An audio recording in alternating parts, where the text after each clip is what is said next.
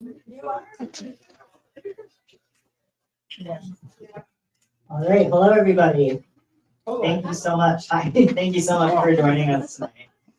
We at Left Bank Books are delighted to welcome Professor Corinna Lain and her new book, Secrets of the Killing State. Corinna will be in conversation tonight with St. Louis-based reporter Jeremy Kohler. Thank you for both of our guests for being here, and thank you as well for joining us, both in person and online. Tonight's event is only possible because of your support. So when you support Left Bank Books, your money stays right here in our local economy. It helps keep our parks beautiful and our streets paved and everything else that we love about St. Louis. So thank you for shopping local and allowing us to put on events such as this by buying your books through us. So thank you. I want to take a quick second to mention another project we have going on this week. Over 650,000 Missourians currently use food assistance programs or SNAP benefits. And on Monday, due to the government shutdown, federal food aid will not be available. So we have a food drive that we are actively doing this week. We're going to be bringing food to the St. Louis area food bank all from now until the government shutdown ends or beyond. So if you have the means and the ability to make a donation of food, please do. We're going to be supporting the food bank as well as Metro Trains as a food bank as well. So we appreciate you considering that. And our booksellers at the desk can give you more info about what folks are looking for. All right, so as I mentioned, our guest conversation partner tonight is Jeremy Kohler. Jeremy is a St. Louis-based investigative reporter, currently at ProPublica, covering Missouri and the Midwest. Before joining ProPublica in 2021, he spent more than 2 decades at St. Louis Post-Dispatch, where his reporting included in-depth investigations into Missouri's death penalty system, including exposing secrecy around the state's lethal injection team and drug sourcing. He has also reported extensively on government accountability, healthcare, and corruption. So, perfect conversation partner for tonight. Thank you. Corinna Lain is a S.D. Roberts and Sandra Moore Professor of Law at the University of Richmond School of Law. Her new book is Secrets of the Killing State, the Untold Story of Lethal Injection. Lethal injection is nothing like what people think, and this is the untold story. Death penalty expert Corinna Lain takes us on a groundbreaking journey into the dark reality of lethal injection to shine a light on the American death penalty more broadly and show that the state at its most powerful moment is also the state at its worst. Please give a warm welcome to both of our guests today, Corinna and Jeremy. Corinna, thank you so much for inviting me to this event today and sharing the stage with you. And thank you for this richly reported book that you've written. I only had one complaint, and that is I listened to the audio version, and I wish that you had read it instead of me. Oh my gosh, I'm so triggered by that. Because I wanted to try out for it. I wanted to audition, and they wouldn't even let me audition. They said, no, we have another reader. They said that we pay, and I was like, I'll do it for free. But I want to say, I'm so honored to have you, and y'all need to know some of the best stories in this book that came from you. So I'm really excited to have this. Maybe you could just do a bootleg version, like go like Taylor Swift. Just, Don't tell me. Like Evan said, I reported for the Post-Dispatch for 22 years before joining ProPublica. Privileged to work with my wife, Nancy Cambridge, who was also at the paper for most of that time, and one of the best reporters this town's ever seen. So we'll talk a lot about some of the stories that I did there. But RFK said, "May you live in interesting times." There's a every day is a new opportunity to see the Constitution under strain. Article 2, 3, due process. What is citizenship? So it's good that someone's paying attention to the Eighth Amendment, because it's really the limits of government power. What can they do to you? And the framers of the Constitution said that we would be free of cruel and unusual punishment. They didn't say cruel or, they said cruel and. So you could be cruel but not unusual. It really, leads to larger questions. Can you blow boats out of the Caribbean Sea? Can you sweep up American citizens off the street, detain them?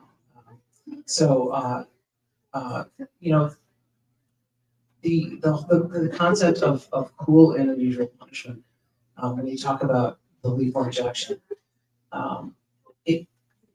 every other form of execution that we've had, it uses people or tools that are for killing.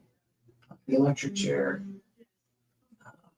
firing squad, you have people who fire guns, So the lethal injection is unusual because it's the only one where the people and the tools that we're using are specifically not supposed to be used for killing. And so it's the most unusual form of execution that we have. How did we get here? Okay, so I'm also a legal historian, so you wound me up, and now I'm very excited to tell you about how we got here. But I have to say, I really, really liked what you had to say about this. Really is the limit of this is where it's at. What can the state do to you? And I like the way you said, these other examples, because I always think, look, whether we have this death penalty in this country is ostensibly a democratic choice, at least now. But just because the government has the right or the power to execute doesn't mean they can do whatever they want, right? Just because you might have somebody who's here and is undocumented doesn't mean you can just grab them off the street. Doesn't mean, you might have a certain power, but it doesn't mean you can do whatever you want. And I think this book is hard to read without thinking they just think they can do whatever they want. So how did we get here? Lethal injection was invented in 1977, and I think it's important.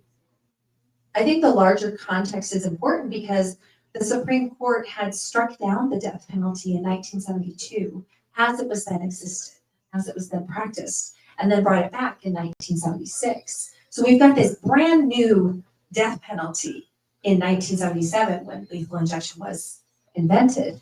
And the other piece of the puzzle is that this country had not seen an execution in 10 years.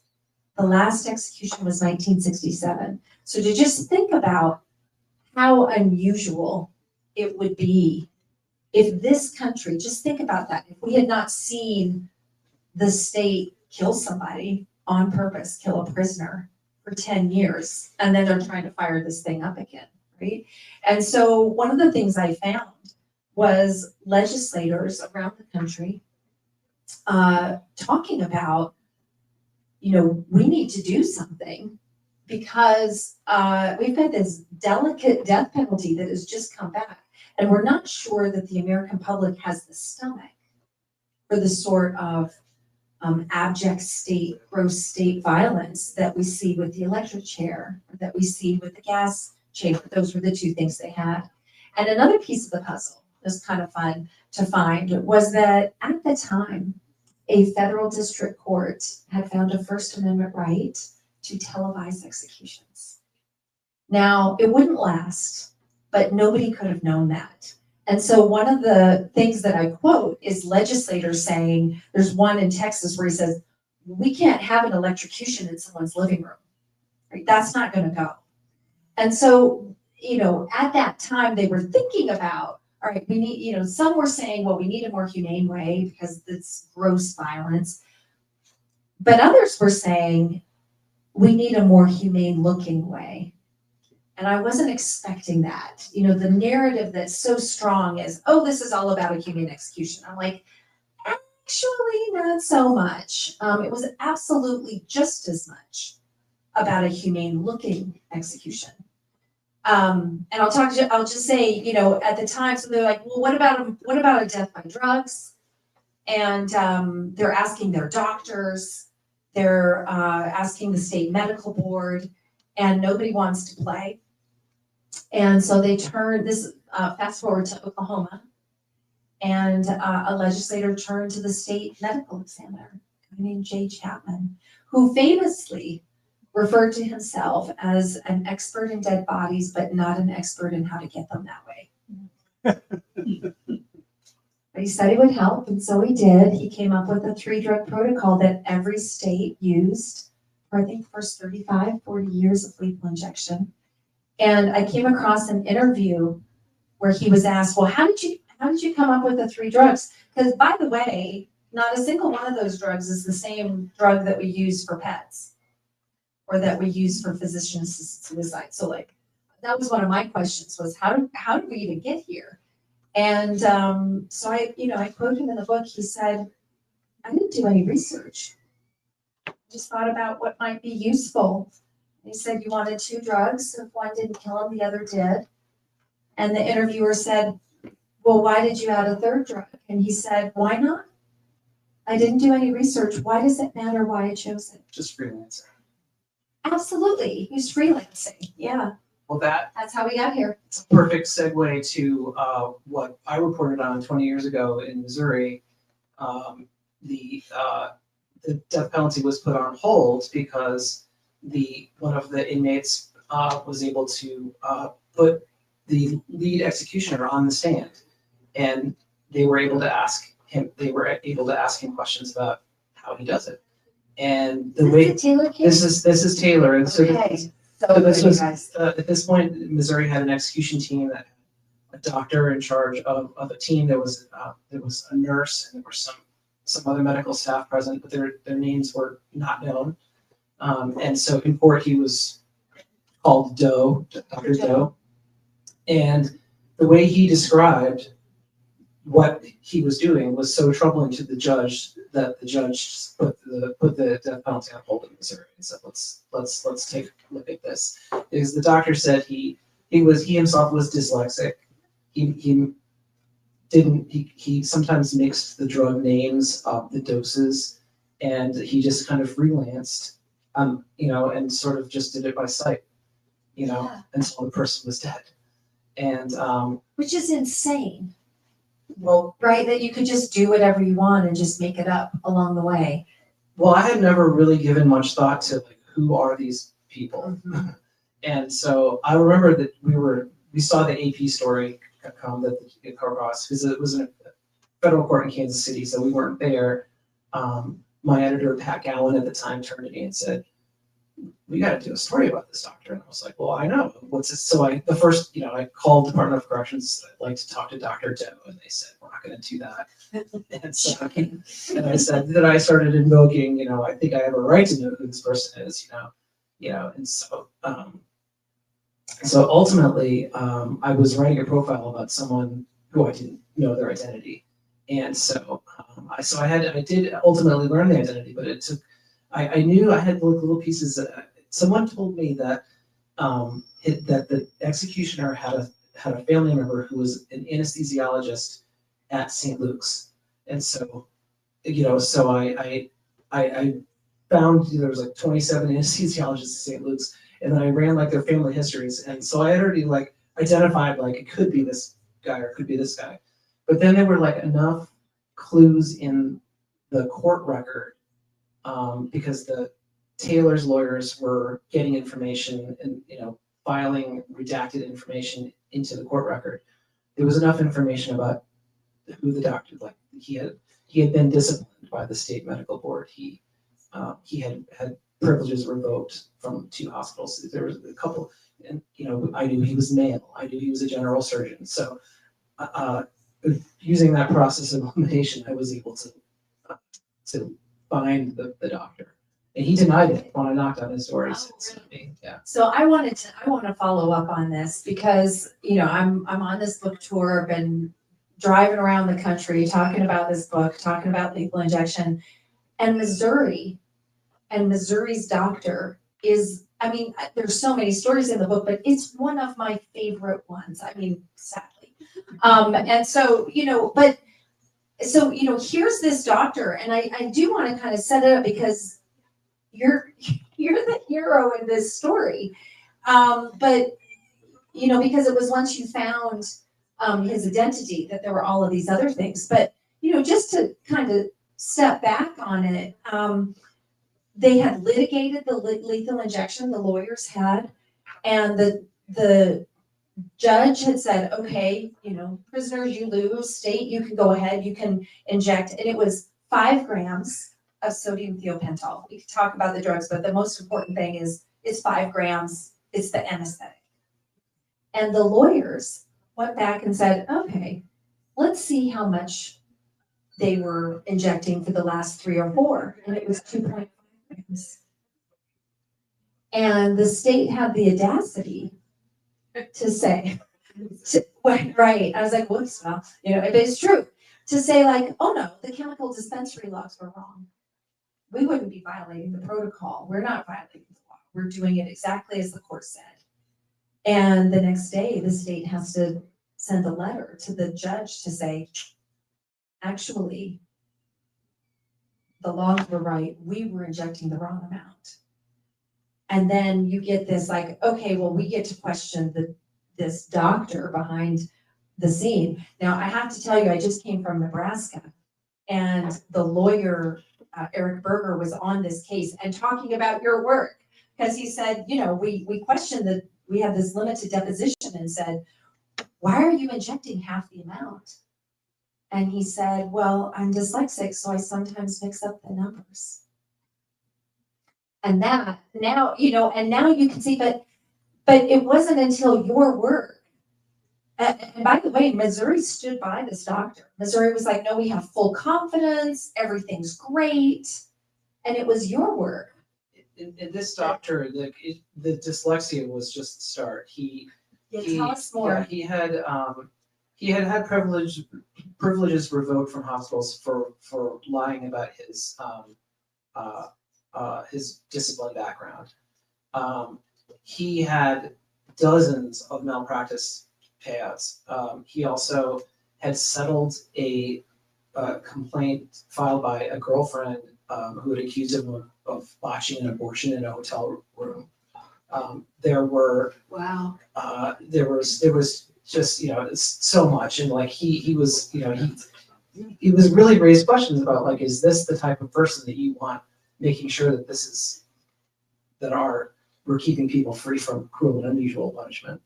Did you, how did you figure it out? Was it like, okay, I know this about him, and you just kept narrowing it down? And then did you get any pushback about revealing that? Like, tell us more. Well, I didn't, even after I had figured out who it was, I still needed to get confirmation. And so I had just come back from an investigative reporting conference, and it was a reporter from the Seattle Times, Jeremy Kohler, who said, like, investigative technique, ask your second question first. And so I was not, instead of asking people who knew, is this the guy? I asked them, did he do a good job?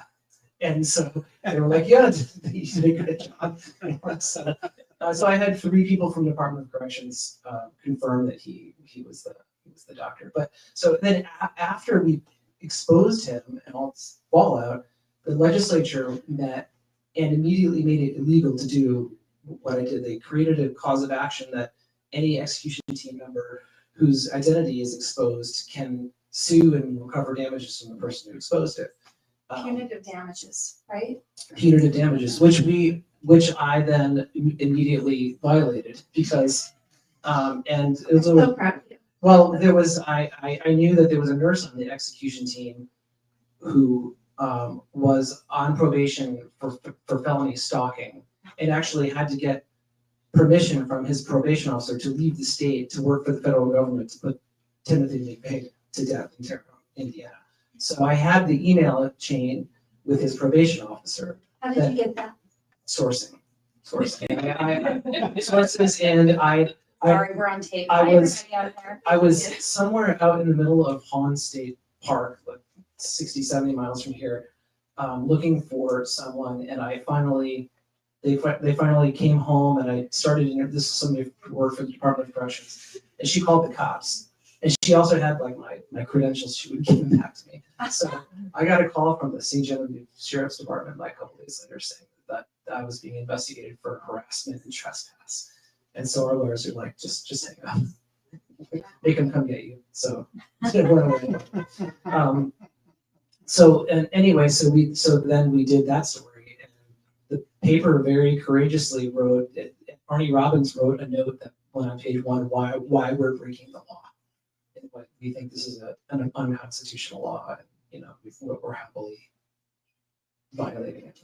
And that work is so important. I actually talk about that in the very back, where it's like, look at the position that it puts reporters in. You are the eyes and ears, right? That people don't have time. They're not going to be figuring out, what the state is doing in their name. It's up to people like you and your work.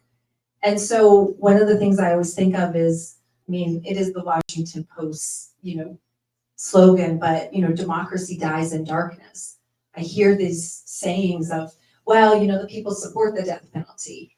And as I said right before we started, I'm like, barely. It's 53%. And if you ask, okay, well, the alternative is life without parole, it drops into the high 30s, low 40s. So I'm like, barely. But to this point, I'm like, I don't think you get to do that. I don't think you get to hide the information because it would be damaging, and then take the non-knowledge and say, see, they support it, knowing that if they had the information, they wouldn't be supporting it, at least at that level, because that's why you're hiding it, because it's damaging and it's going to damage, be a black eye on the death penalty. So I just, it's the work that you did. And wasn't there another paper that decided not to publish it? I feel like there was one that did and one that didn't. Do you remember? I don't remember that. Okay. But yours was the courageous. Okay. It was. But also when I was doing that reporting, I struggled with, like, why is this important? Why, we have lethal injection. Would I prefer having a firing squad? Would I prefer, in the state, says, like, if we publish these people's names, then we're not going to get anyone to do this. And we have juries sentencing people to death. We have people on death row. The voters of the state want the death penalty. We have to carry this out. How do you respond to that? Yeah. Well, I responded in different ways, but in the context of this book, I will tell you, this project started with a research question. I'm just a researcher. I'm just a law professor, and it started with a question. And my question was, why are states so bad at executions by lethal injection? Why am I seeing 3-hour-long executions and 2-hour-long executions and people waking up on the gurney and trying to get off the gurney and autopsies with 18 puncture wounds? We know how to put down our pets. So why is this so hard? That research question changed, and to your point, it became, why are states sticking with lethal injection? What is it about lethal injection? Because look, they can't get the medical professionals, they can't get the drugs, they can't get access to the veins. These people have notoriously bad veins. They're an aging geriatric population. A lot of them were former IV drug users. I've thought about this, that it's not my job to tell the state how to kill, but had it been my job, the last possible thing I would have thought of was, let's take a huge bolus dose of drugs and inject them all at once with unqualified people who are prison guards into somebody's veins that has terrible veins. Like, in what way does this make sense? It costs millions of dollars. Right? Arizona spent $1.5 million on drugs for 3 executions and botched all 3. I document them breaking state laws, breaking federal laws, falsifying prescriptions. A lot of this, I always say, hats off to the investigative journalists and the litigators, because that's how I was able to put all this together. But, and it's not even humane. So what is it about lethal injection? And here's what I've come to think. lethal injection just does one thing well. Only one. And that is, it hides what the death penalty is. It makes it so the death penalty looks like something else. You know, with lethal injection, we don't have to see the sight of blood like with the firing squad. We don't have to see or smell the sickly smell of burning flesh, like the electric chair. We don't have to see people gasping and retching and convulsing on the gurney. We get to tell ourselves that these people are just falling into forever sleep. And that makes it easier to not think about what this is at all. It's out of sight, out of mind. Nothing to see, move along. And so the thing is, when we talk about this death penalty in this country, we talk about it as an idea. Are you for it or against it? Often on tribal lines. It stands for something. It's law and order, right? And I think lethal injection is doing tremendous work in keeping the death penalty an idea, and in burying the brutality of what executions actually are, which allows the political uses to flourish. So when I get a question like, well, but the people support it, I'm like, I don't think it works. To make the death penalty, everything must bend a knee to maintain this lethal injection thing. Everything. Right? So I'm like, it must be so important to hide the brutality of what executions are. You know, and so I'm like, I don't know that I agree with the premise. I don't think we can get there when we've got this thing doing all this work. I don't know. I spent a lot of time in covering executions in between probably 2006 and 13, 14. I had requested to witness an execution. I think I requested to witness it every time it came up, and I was not picked to do it. Did you ever witness? 2015, they had called up and said, will you be witness tonight for Walter Story's execution? This was a guy in St. Charles who had broken into his neighbor's house and to steal money to buy beer and murdered her. Her name was Jill Fry. This was in 1990, and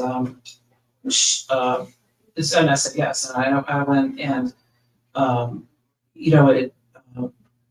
they pulled back the curtain, and they announced that the protocol had begun, and redrugs were being administered. They administered through the central line through the leg, and Walter Story sort of hummed or talked to himself for about maybe 20 seconds, and then just closed his eyes and his mouth was open. And that's the way I described it in the story, just like one sentence. But afterwards, I got a questionnaire from the Department of Corrections. So this is why they asked me to do it. They asked me questions like, did he appear to be in pain? And they wanted me to say, no, he didn't appear to be in pain. And I didn't give them the answer that they wanted. I just said, how would I know? Yeah. He probably was in pain. He died. Wow. So I don't know how to answer that question. One of those drugs is a paralytic. I was just gonna ask, but good for you. Was this was the 3-drug protocol? Yes. Yeah. So, for those of you who aren't, familiar, these 3-drug protocols, the first drug is supposed to be an anesthetic, although nowadays, frankly, the states using the 3-drug protocol are using a sedative that is not an anesthetic. That's midazolam. But they inject you, and the next drug is a paralytic. And the drug after and it's, I think it's important to know, it's not just a paralytic, it's a muscle relaxant. And so it relaxes the muscles in the face, and then it freezes them that way. So you're going to get this nice, drifting off to sleep, regardless of what is actually happening. It's been the autopsies that have shown us what's actually happening. They're going to look I mean, I think that is, like I said, I think that's the only thing that lethal injection does well. And it's, well, like my question as a researcher was, you know, it's humane. Why do they keep getting it wrong? You know, that's what grabbed my attention. Otherwise, it wouldn't have. Yeah, I don't know. Just a funny, I never reported this, but after all the stories that we were doing about the execution team members, they had a new execution team. They finally got a doctor who was willing to do it, and they took great pains to hide his identity in the court record. But I figured out they had as one of the exhibits they had put their credentials in, like their license record. And the bottom, it was a printout of a page from the Missouri Department of Registration or something, but it had a unique URL at the bottom. They didn't redact, and so I now know the new execution team, and then Make you feel better, or what do you? no, I Don't violate the law with me. I never ended up writing about either of the people on the team. This has been quite some time, but because there wasn't, I didn't find any problems with them, and I think it would have been harder to defend under the law. Yeah. Than the previous story that I did, and I was just onto other things at that point, so I let that one go. Yeah, makes sense. But that doctor also is, I can still picture his face because he's also, he works at a clinic in Steamboat Springs. And so we were in Steamboat Springs a couple of years ago skiing, and my friend, whose his friends are here too, broke his back, got hit by somebody skiing, and went down to this clinic, and I was like, I think your doctor might be the Missouri executioner. But it'll be fine. How did they feel? Were they, He was in a lot of pain, so. Yeah. No, it is interesting because I felt like getting into the medical ethics was, that was just something as a law professor, I had never researched all of that. And I ended up reading, it was over 150 medical journal articles. And I just really wanted to know, what is the discourse within this profession? What are they saying? What are they, how are they feeling about this? What is the debate? And I quote one doctor who said, asking a doctor to help you kill is like asking a lifeguard to help you drown better. It's something that their entire profession is dedicated to making it not happen. And so, it's very interesting to me that there's, to the extent that there's a debate, it's like, well, but I can make it better because it's going to happen anyway. And what I found which I report in the medical chapter, but what the doctors are saying is, yeah, that's exactly what we told ourselves in the Holocaust. And so you've got this profession that bears the scars of its participation. And there's this great book, it's called The Nazi Doctors, where this sociologist went out and interviewed them. And so one of the things they said was, he was going to die anyway, so I was going to give him better death. They also talked about, well, we didn't think about it so much as a killing as much as a falling to sleep. And so there was these parallels that are eerie. And within the profession itself, they're talking about, we have killed for the state. And we can never, ever, ever be involved in that again. We just can't do it.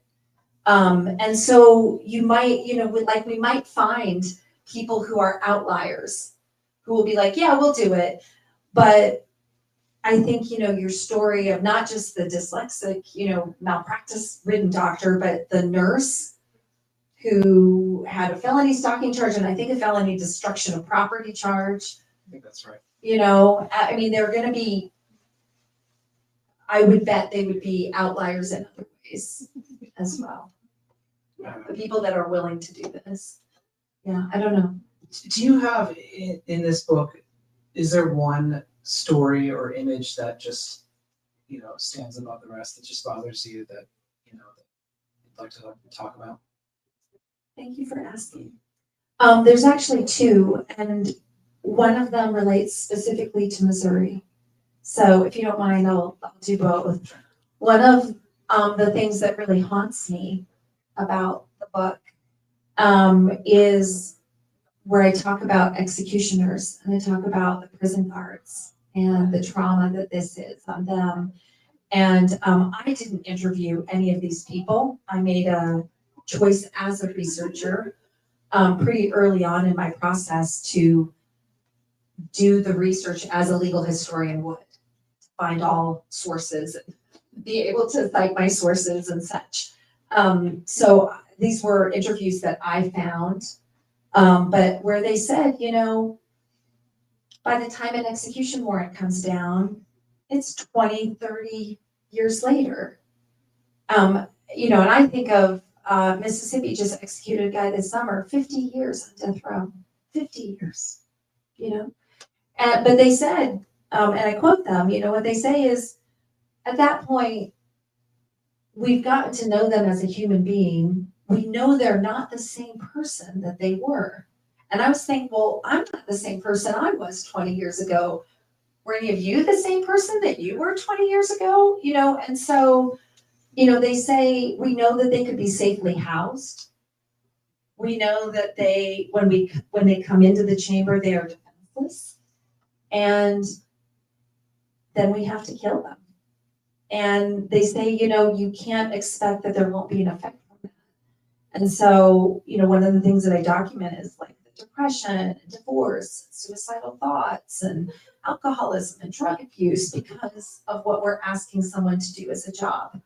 But the thing that really haunts me that is related to this is there's another set of executioners. So I talk about this, all together, but I'm like, and then there's these guys, and there's one quote that haunts me, and it's an executioner who says, yeah, it was really, really hard at first, but now it ain't no different than getting a beer out of the fridge. And I just want to say to the executing state, which of these is okay with you? Explain to me, defend that. Which of these is okay? And it relates to the Missouri story, the other thing that is really near and dear to my heart. So the book is all based on research, but I have this little 3-page epilogue at the end. I actually, behind the book's discussion, I had written a conclusion. I thought it was a good conclusion. My editor was like, yeah, it's really good. Why don't you ditch it? And write me an epilogue. Right? Editors, doggone them. But and you wouldn't have asked this silly question that I did. I was like, what's the difference? What do you want? Like, what are you asking me? And she said, I want you to tell me, say something to your readers about how this affected you. Because this was studying executions for 7 years and walking through, nationally for 7 years. And so I wrote this epilogue, and what I wrote was about how I found that these people are not the same person. And I'm not really super proud to why couldn't you get that before? Really, did it take this book to figure that out? But, I think we tend to freeze these people in a moment of time. You're the person who did X. You will always be that person. But we tend to think once a monster, you're still that person. And studying executions gave me this front row seat to see who these people are at the end. Not who they were at the time of their terrible crime, and their terrible crimes. Not at the time of trial. Who are these people that we're actually killing? And as I'm writing about that, this case of Brian Dorsey comes across my desk. And I have a Google News alert, and so I get, this stuff. And so I'm writing this epilogue, and my Google News alert is the title of it is like, we prison officials know Brian Dorsey has changed, don't kill him, or something like that. Here it is. We corrections officers know Brian Dorsey has changed. Governor Parson, don't execute him. And this is a guy, it was double homicide. And there was some suggestion, I don't think he was convicted of a sexual assault, but there was some kind of facts. I was reading the facts and going, okay, maybe there was something else in there too, but double homicide, right? Like any homicide is bad, but this is very, very bad and brutal. And here it is 17 years later. And they wrote about him and said, listen, he lives in the honor dorm of the prison. So first of all, I don't know how you get to be on the honor dorm if you're condemned to capital murder, but he did. And he was the prison barber and had been the prison barber for over 10 years. And, so what I learned about him is he cut the hair not only of all the other prisoners, but by choice, the prison guards and the 2 wardens. And so just to think about a condemned capital murderer with a pair of scissors and a razor blade at the warden's neck for a decade. And so I'm talking about that, and they're like, Mr. Dorsey is an excellent barber and a kind and respectful man. There isn't a nicer guy than Brian. And they went on to say, and I'm going to quote it, taking Dorsey's life would be especially traumatizing for the many current and former prison staff members, myself included, who have come to respect and care for this exemplary inmate.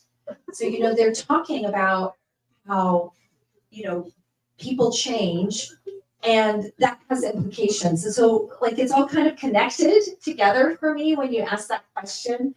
I think of not just this person, but I think of the prison guards, and I think, well, we're killing someone who killed, probably, hopefully we got it right. But almost all of them that I saw, a couple of them went out swinging, but very few. It's like we're killing someone who killed but is no longer a killer. But then who are we creating when we ask someone to kill for their job? And what are the implications for the victims? So I'm a former prosecutor. I think a lot about the victims. I think a lot about it. In fact, the times that I've cried, a lot of times it's for the victims' families, and not from that original thing. It's, these victims' families, they're told, this is going to give you closure. And really the only thing that closes is the prosecutor's file. They get their win and then they go on. But if we were really being honest, we would say, you just lost the most important person in your life. And now we're going to take 2 decades of your life, or 3 or 4, and you will not have closure, and you will not move on. Your life will stop and revolve around these appeals. And if chances are half to 2/3 that a death sentence will be reversed, so it will be for nothing, just ruin your life. And if you are so fortunate to get that execution, beware, because the prison guards may feel sorry for them. And so that's the stuff that breaks my heart. I'm an empath. You asked. I asked you before, how did we get here? So now I have to ask, where are we going? Can I ask you, in your work, can I flip that question on you? Because I just, as I said, mine's all on paper. And that's enough to be really upsetting. But you were actually, you've seen an execution, you've been in the trenches. How has working in that field, is there something particularly haunting for you, or how has it affected your view? I don't know that I have such strong personal views on it, which is the strange thing. That's your training too, right? Yeah, I wouldn't consider myself to be against the death penalty, per se. I certainly don't want my government, violating people's rights as they do it.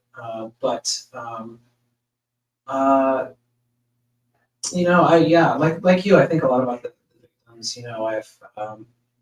We have friends who were their grandfather was murdered, and ultimately the killer was one of the people whose executions that I ended up covering, and so Wow. I know how painful it was for them, and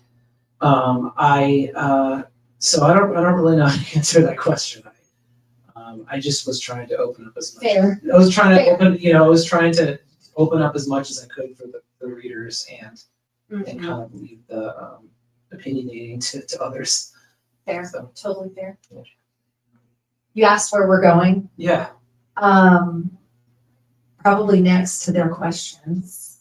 But as far as like where we're going with the death penalty, when I look, and again, I've been studying this for almost 2 decades, it's a really interesting point in time because you've got national leaders calling for, blood and execute them all and even go for the death penalty where it's not legal. Let's just do legal challenges, and we think the Supreme Court will back it. Maybe they will. So executions are spiking. This will be the highest execution, I don't know, maybe in a decade, maybe longer. I don't know. But I look at that and say, okay, I mean, again, forgive me for being clinical, but I'm like, the people on death row, when their appeals are done, they're kind of sitting ducks, right? Like, it's just a matter of inclination. And these are icky cases. They generally have terrible backgrounds. And so nobody really, a third of the people we execute have severe mental illness under the DSM-5. A lot of these people, like, there has to be something wrong with you to do the thing in the first place. So, generally it's like, I once wrote this paper. I'm a law professor. So I wrote about passive aggressive executive power. And I was looking at clemency and saying, like, what does someone do when they can't say they don't want to execute, and they've seen the file, and then it's not great. And so what you do nothing. And so we've been in a space like that for a while, and now we're in this, like, let's go. So, that's what I think about the executions. But for me, if you want to know what's happening with the death penalty in this country, it's not executions, it's death sentencing. Today's death sentences are tomorrow's executions. And you need death sentences to feed the machinery of death, or the death penalty will die on the vine. And if there's any question about that, CEG, my home state, Virginia, because Virginia abolished in 2021. How in the world did the second most executing state in the country, and we were number 2 when we abolished, how did the second most executing state in the country with the widest trap for death sentencing, a death sentence, and the smallest trap for appeals? I mean, we had a machinery of death unlike any in the country, bigger than Texas's. How did we go from that to being the first Southern state to abolish? And the answer was, we hadn't had a new death sentence in 10 years. We had 2 people on death row. The death penalty was, for all purposes, dead. We were just paying the millions for it. And so what I look at is death sentencing. And I can tell you that the last year, for which we have full data, this year isn't done yet. Oh, I have something to say about that. But the last year we have full data is 2024, 25 new death sentences across the country. Go back 2 decades, 2004, 125. 125 to 25 in the whole country.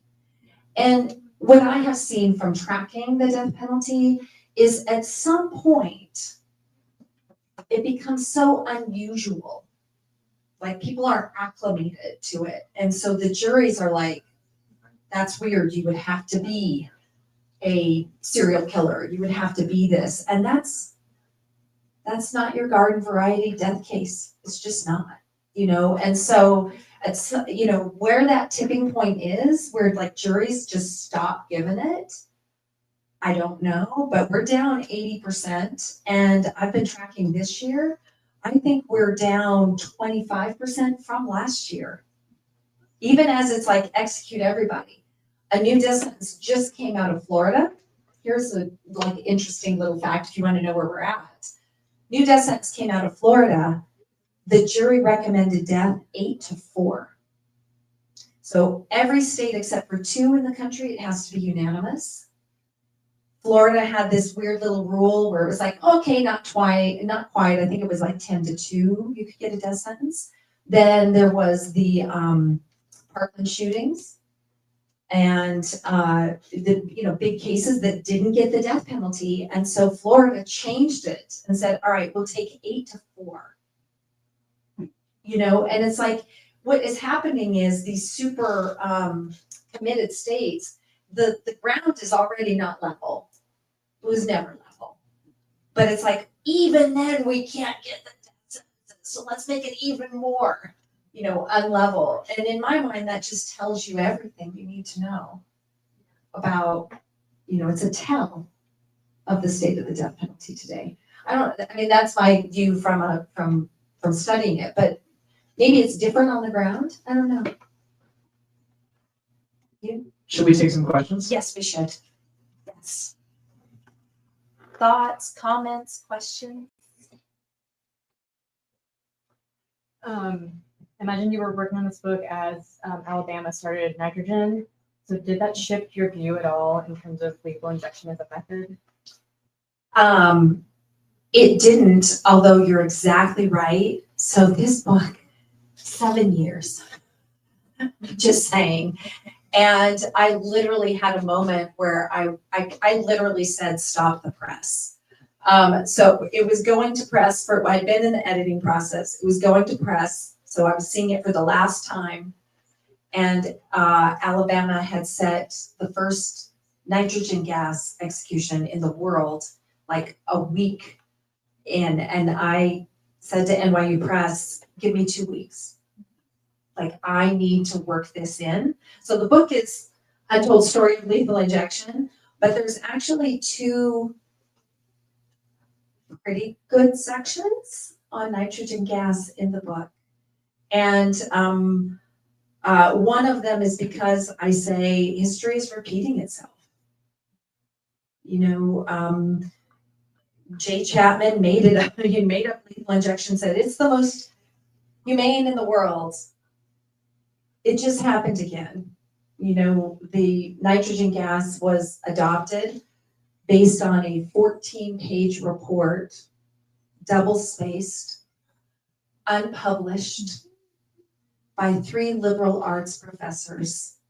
And look, nothing against the liberal arts, okay? I went to law school because I can't do math. Nothing against the liberal arts, but no science backgrounds, no medical backgrounds. And it was 3 professors at a local college in Oklahoma. And one of them was interviewed, and she said, yeah, we couldn't get anybody to talk to us, so we just did the best we could. We came up with the report in about 3 hours on one night. Mm-hmm. And it was so laden with mistakes and sloppy that the title of the report misspelled one of the author's names. So it's there in the faux science chapter, and it's also, and I think this is important, it goes to everything we've talked about, it's also in the very back. I circle back to nitrogen gas when I talk about the state lying to us. And I have example after example of what happened happens with lethal injection. And then the state's like, oh no, it's just fine. And after the first nitrogen gas execution, they said it went just fine. The victim's son was there. He witnessed it. And he came out of that and spoke to the media and said, they told us it would be a couple gasps and he'd be gone. That ain't what happened. He said, after all that retching, he described it some, he said, I don't ever want to see anything like that again. And I just think, you know, even if for someone if you want them to die, watching someone being tortured to death is a really grotesque experience. And he said he went back to his hotel room and the press conference was on. And so he just stood in the lobby and watched. And he said to the media, only about half of what they said was true. I wasn't expecting that. And I mean, that's the nub of the point, right? We expect that the state in its most powerful moment is not gonna do the sloppy stuff and is not gonna pass a statute after you found things that voters should absolutely know that is specifically punishing, you know, I mean, that was meant for the media. I think Arkansas, by the way, passed a statute and said if you reveal a current or past executioner, and we are gonna redefine that so that includes drug suppliers, it's a felony. We're gonna make a felon out of you for reporting. Like I said, everything has to bend a knee. Now you asked, you know, did that change my view of lethal injection? It didn't change my view as in, oh, that we should be doing lethal injection instead. Because what we know from the autopsies is these people are dying from acute pulmonary edema. So we're waterboarding them to death. And the average time even of the one drug protocol is 18 minutes. It's a long time to suffer. It's a long, long time. And interestingly, by way of secrecy, anesthesiologists then, and I talk about this in the book, but you know, they came out and said, well, even if you're being paralyzed, watch for little movements in the fingers, because that is the last thing that you maintain control over. So watch for that. If someone's really struggling but is in the process of being paralyzed, look for little movements in the fingers. What have states started to do? There's 3 states now. They're taping down their fingers. You know, they're already in restraints around the wrists. There's no reason whatsoever, but the fact that they know it's torturous and they don't want us to know. That pisses me off. Yeah. You talked about jurors, and I tracked these things in the early aughts because Illinois had a governor, actually ended up in prison, George Ryan. That's a habit for Illinois. They do that. Well, they have a special wing for them. But he was on his way there and kind of knew it, so I think he was trying to curry the favor of liberal editorial writers. But there were a number of exonerations in Illinois, I think about a dozen, maybe a dozen out of 100 people or so on death row. And so he just commuted every death sentence. What was most interesting about that is as we track these things in Missouri, ours were going down, and because the real critical factor is, first of all, the prosecutor's decision whether to seek the death penalty is probably the most significant thing. Yes. But prosecutors don't act in a vacuum. They're looking at what their juries will do. Mm-hmm. The juries were reading these stories about if 10% of people are being exonerated, 10% is kind of high. That means you have a 1 in 10 chance of convicting somebody and putting them in a death chamber who didn't do it. And I think I think the jurors, because there was 1 year after Ryan did that, where there were no, I'm not talking about executions, I'm talking about jury recommendations. There were none for a year. So there was that kind of, I don't know whether it was all George Ryan, but it was that plus the prevalence of DNA in the exoneration, that really, so And prosecutors, I think, started referring to this as the CSI effect. Yes. That is, you got to show me for damn sure Mhm. that they did. But a lot of these things happen out in the country, and you know, somebody gets shot, and who the hell knows who did it. It was Chicago Tribune reporting that I led to a think it lot of it. was, wasn't it? Yes. Well, my editor, if he's watching, shout out Steve. He's one of the reporters who did the reporting that led to the moratorium on that. So see, I keep coming back Mhm. to what an honor it is to be I'm not kidding, to be sitting at this table with you. And by the way, your comment is super important because it gets to not only the drop in death sentencing, but why. Why is that? I think jurors don't trust the death penalty, nor should they. And you've got the stats for Illinois. It was 13 exonerations and 12 executions over this period of time. It was like, well, that's no good. But nationally, so in the modern era, starts in 1976, in the modern era to today, we've had slightly over 1,600 executions.